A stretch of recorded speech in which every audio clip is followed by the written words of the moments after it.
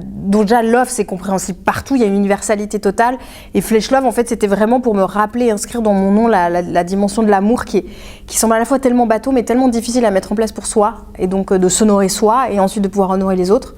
Et donc voilà, j'avais envie de l'inscrire dans mon ADN artistique pour ne jamais l'oublier.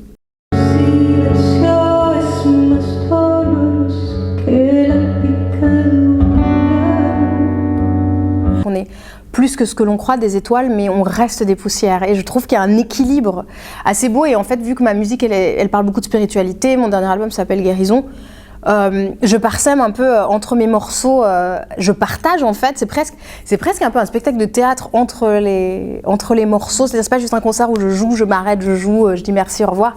C'est vraiment, je partage mon cheminement et je sais qu'il y a une universalité dans les chemins de guérison, donc je me dis que si ça vibre pour moi, ça va créer une vibration pour d'autres gens.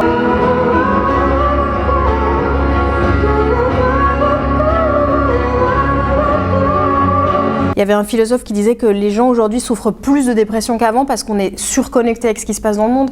Avant, on savait plus ou moins ce que faisait notre voisin, on se comparait à notre voisin, il a une plus grosse voiture, il a plus de vaches.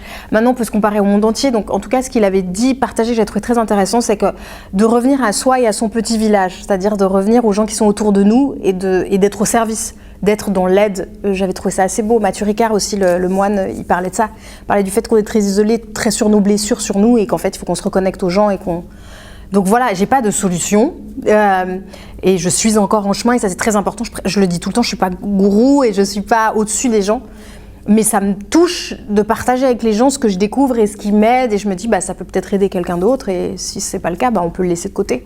Mais c'est pour ça que mes concerts c'est vraiment un moment aussi de partage où je partage aussi mes failles, mes blessures et aussi mes moments de lumière et d'apothéose.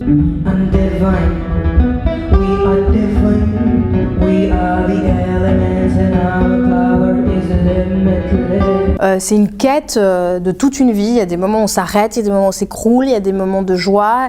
Mais en fait, je pense qu'il faut juste rester en chemin et se dire que la vie, c'est aussi ça.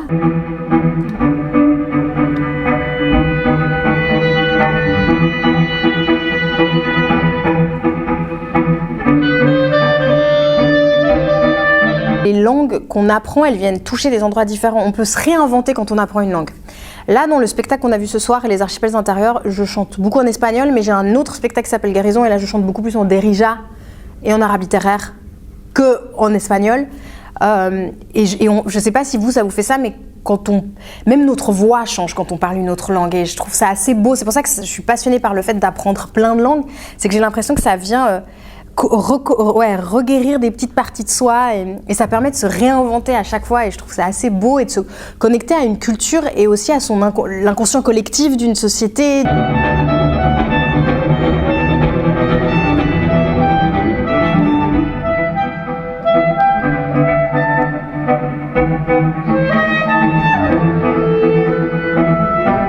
À l'intérieur de toutes et tous, il y a plein d'archipels, ça c'est sûr qu'on est, et vous êtes, et je suis, et les gens qui nous écoutent, multiples.